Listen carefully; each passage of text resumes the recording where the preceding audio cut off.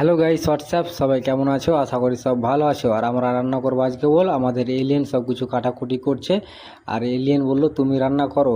আমি অনেক দিন পর রান্না করছি, মিনিমাম 2 মাস পর। এখন তেল ঢেলে দিলাম, এবার আমরা দিয়ে দেবো পেঁয়াজ।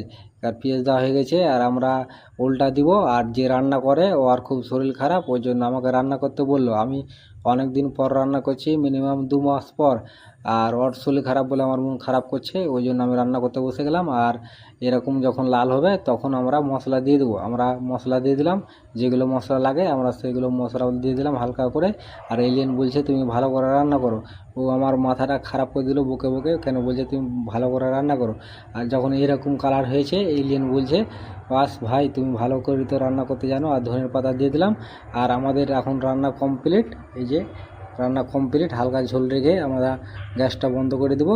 আর আমাদের এলিয়েন ভাত খুলছে, আর বারবার বলি জুতো খুল, জুতো খুলে না। আর আমাকে দিল তরকারি বাঁটতে, আর আমরা তরকারি বাঁটে আজকে